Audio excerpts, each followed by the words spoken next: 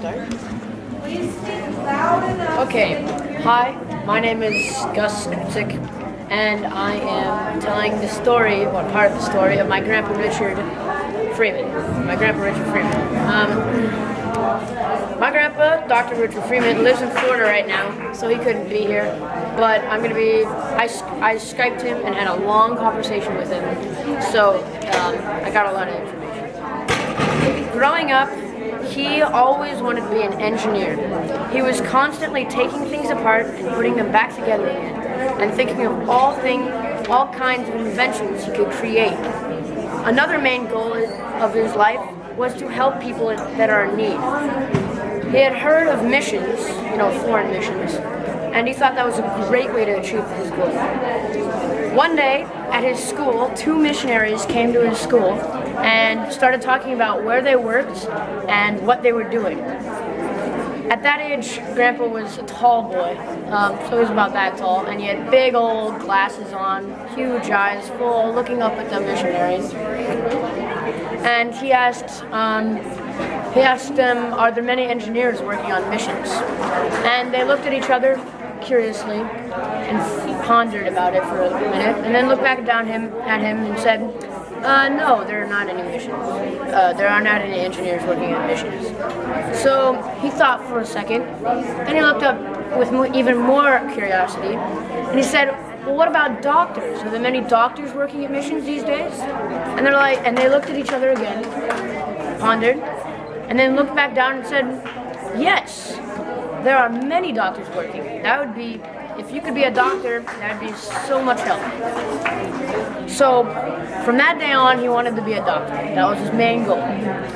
He attended UC Berkeley and UC San Diego and got his medical degree at UC Berkeley and got his undergrad at UC San Diego.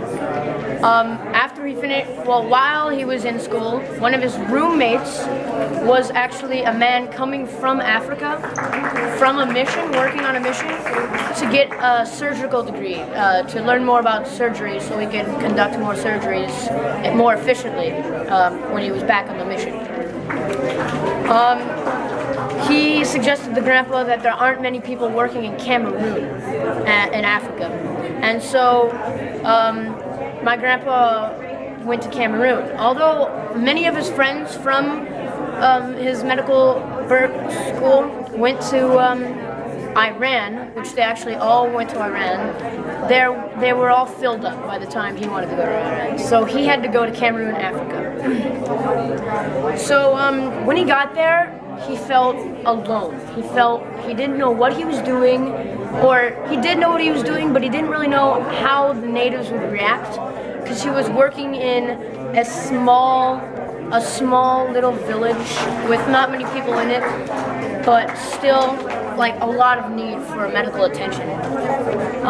So he got there, and after working a couple of months, treating a lot of people, he realized that all the village was really grateful that he was there, really appreciated his medical help, because a lot of people were helped from his surgeries and medical practices. After that, he came back to the U.S. on a break, that kind of leave, and he was stunned because he'd been living in Africa, in a small African village. He was stunned by the amount of food wastage that is in America compared to what they do in Cameroon. So in Cameroon, they eat everything. They use everything. And in America, we throw away pounds of food every day that we don't eat. And so he was amazed. He studied for another degree in surgery, and then went back to Cameroon and ended up working there for 25 years. And while he was there, my mom and her two sisters were raised, and he married my grandma. So he raised three girls, and they all went to school there up through 4th. And then my mom, the oldest of the three sisters, actually ended up teaching there. So she taught kids there, which is really cool. Now he's living in Florida with my youngest sister, with his wife, and he's just keep working he doesn't want to give up. He's doing projects all the time of cool things that he can create with wood and everything, and he's always trying to think of cool projects that we can do together because he wants to spend a lot more time with his grandchildren to get to know them. So I'm really proud of him, and I'm really glad that he had the experiences he had, and he makes our family so much better. And actually, now one of my cousins is doing the same thing he did. He is going back to Cameroon after taking an example from my grandpa and working on a mission in a hospital. So, thank you.